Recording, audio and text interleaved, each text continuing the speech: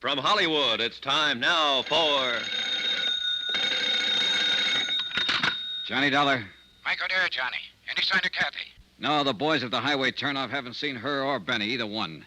Not a soul out that way in the last hour. What about there at the sawmill? Nothing, Mike. No fresh tracks on the logging road, no sign of her. And the worst thing is it's starting to snow again. Yeah, here in town, too. Dan Martin just phoned. No luck. She hasn't shown up at any of the roadblocks. She's around somewhere, and we've got to find her. We will, Mike. And it's got to be fast, Johnny. There's a blizzard coming up, and that gunman Benny Stark is around, too. Maybe he's already found her. Maybe he even took her from the house, her and Jill both. Maybe she didn't get scared and run. Maybe it was him. Maybe he snuck Mike, in and... stop it. That kind of thinking's not going to help any. Well, what is going to help? I don't know, but I've got a half-baked idea, and I may be right. Stay there at the house. I'm coming back to pick you up. And one thing you can do while you're waiting. What, Johnny? Pray.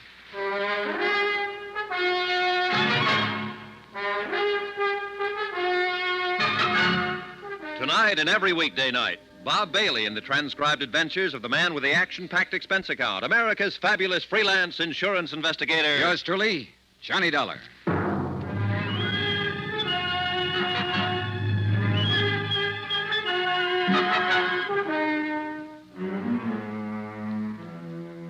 From Special Investigator Johnny Dollar, location Branbury, Michigan, to the Home Office, Tri-Mutual Insurance Limited, Hartford, Connecticut. Assignment, the Nick Shurn matter.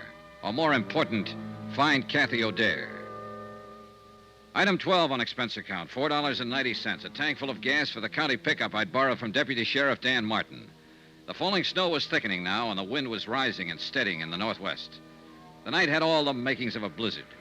And wherever Kathy and her daughter had gone, we had to find them before it hit.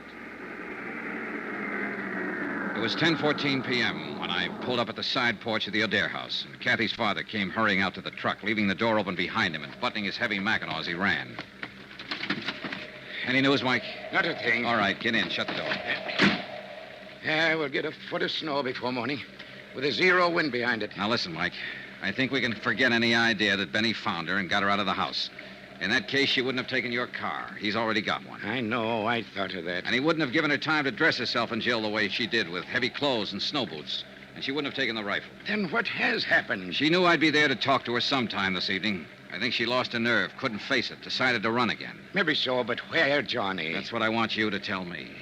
What? No, I don't mean you knew what she was going to do and where she was going to go or Then help how her do you think I can tell you? Look, Kathy knew about the roadblocks Dan Martin set up to trap Benny Stark, knew where they were. So if she didn't want to be seen, then naturally she'd avoid them. She couldn't. Not if she wanted to get away, take the highway to Flint or Detroit. She'd have to pass one of them at least. But she hasn't passed any of them, so she's still in this area. And I don't think she ever meant to leave it. But then... Dan Martin said Kathy used to spend a lot of time in the woods when she was growing up. He said she knew every back trail in these hills, logging camps, trappers' cabins. She did. She used to worry the dickens out of me the way she... Yeah. Now, where would she go, Mike, if she wanted to hide out back in the hills somewhere? There's a lot of places. Chippewa Canyon's one. 3 or 4 timber camps abandoned in the winter. Some cabins along the... No, she couldn't make it. There's a roadblock before you get to the turnoff there. It's got to be someplace she could reach without being seen. Well, there's Barker's Flats. But that's 12 miles of a foot trail. She wouldn't try it in this weather, not with Jill along anyway. Then there's Lake Pine. No, it's over the other way. Pine Lake Road. Where's that? Runs northwest of town. Not much better than a wagon road. Dan didn't put a block on it because it dead ends at the lake about 5 miles out. What's out there? Nothing at the lake, but you can go on up Pine Creek about 4 miles on foot, and there's some cabins. Maybe a waste of time, Johnny. Let's get going.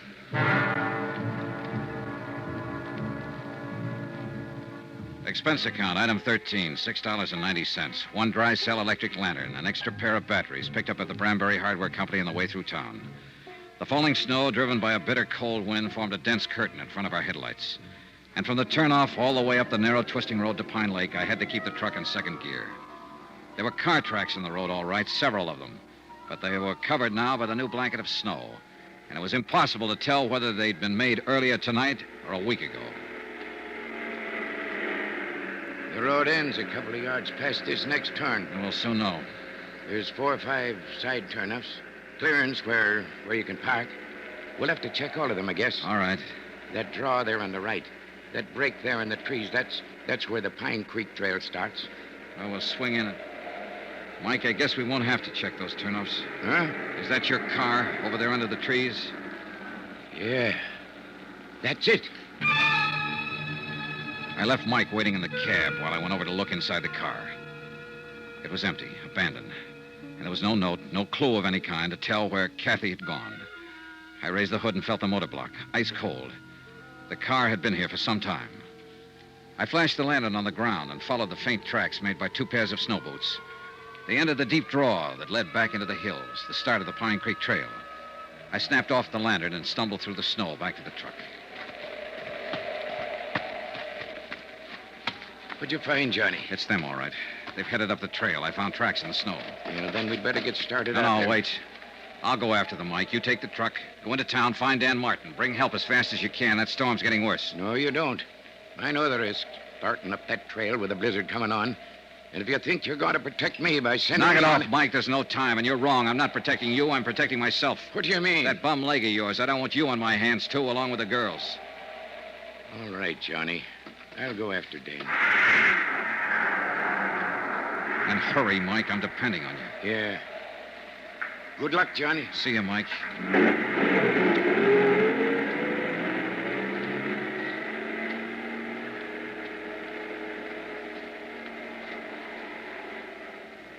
I stood there in the snow watching the headlights of the truck move away.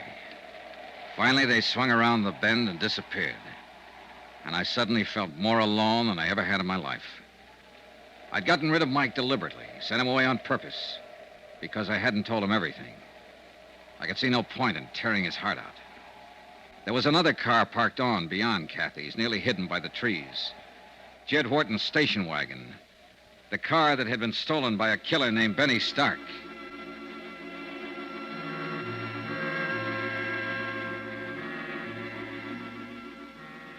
It took me half an hour to cover the first mile, and the storm kept getting worse.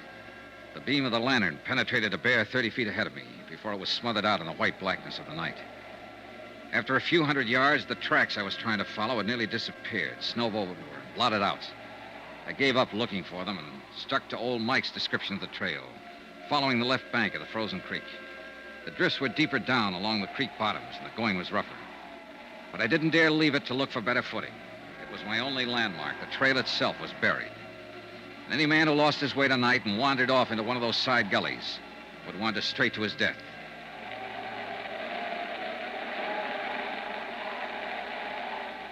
An hour passed, then an hour and a half, or 2 hours maybe.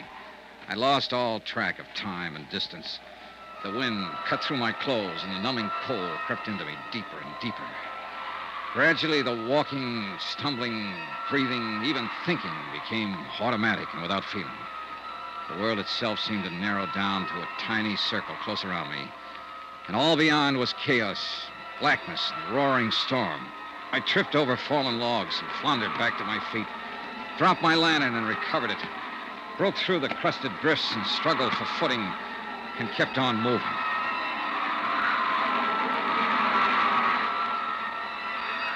In the weird nightmare of the blizzard, I could hardly recognize reality when I came face to face with it. When the beam from my lantern touched him, crouching by a tree a few yards away. I could barely accept him as being real. He'd been watching my light as I approached, waiting for me. It was Benny Stark with his gun leveled and aimed. Don't be a fool, Benny. Drop that gun!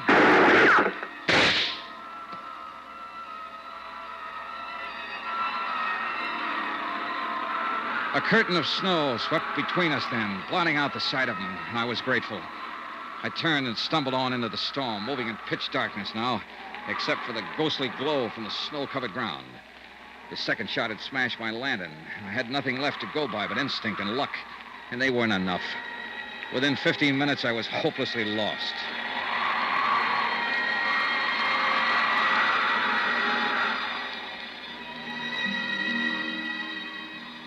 That's when I started hearing the music. Miles from no place where there couldn't be any music, except inside my head. The cold and fatigue were finally doing their work. I knew the signs. The next step was to start wandering in circles, smaller and smaller ones, and the last step, to drop exhausted and go peacefully to sleep. Peacefully and permanently.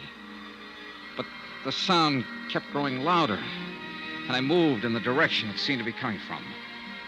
It couldn't be just illusions. It had to be real. Hello!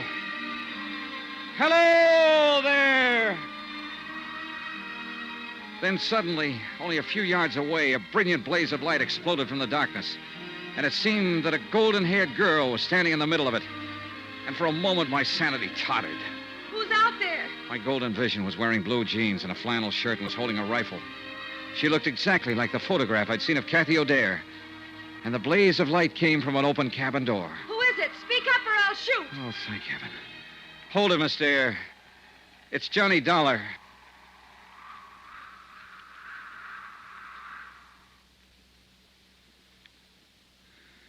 Are you getting warm now? I don't think I'll ever get warm again. You will if you don't move away from the stove a little. The back of your shirt is starting to smoke. Yeah, I thought I was beginning to feel something. How's the firewood? There's plenty. And plenty of food. And a radio. If I hadn't heard that music, I'd have blundered right on past this cabin. Oh, we've got everything. We can hold out for a month if we have to. I hope we have to. What about your daughter? Is she all right? Sure. She's fine. It's a picnic for her. A camping trip. She's sound asleep back there in the lean-to. Dreaming about Santa Claus, I suppose. I wish I could. How did you find me, Mr. Dollar? A hunch. Guesswork. I was born under a lucky star. I wasn't. Oh, I don't know. I think you've been pretty lucky, considering everything. More so than your landlady back in New York. Mrs. Groutler? What do you mean? Betty Stark went to see her. Tried to find out where you were. When she wouldn't tell him, he broke her arm. Oh, no. Oh, the poor woman. Oh, it's a rough game, Miss O'Dare, trying to play it cozy with a mobster like Nick Shurn. You know, of course, that he sent Benny here to find you. He'll have a hard time finding me in this place. He did find you. What? Maybe he followed you from the house or saw you drive through town. Anyway, I ran into him back down the trailerways. I thought I heard shooting a while ago. You did.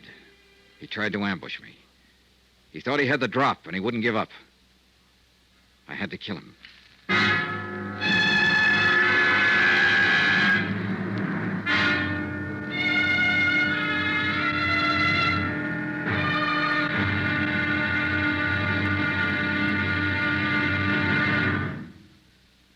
There'll be another intriguing episode in our story of the Nick Shurn matter tomorrow. Tomorrow, the showdown. Victory, and then disaster. When a visitor to the little town of Branbury turns out to be death. Join us, won't you?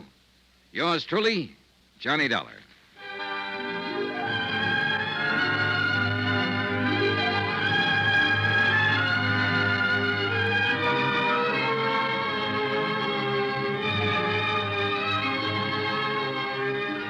Yours truly, Johnny Dollar, starring Bob Bailey, is transcribed in Hollywood. Written by Les Crutchfield, it is produced and directed by Jack Johnstone. Be sure to join us tomorrow night, same time and station, for the next exciting episode of Yours truly, Johnny Dollar. This is Roy Rowan speaking.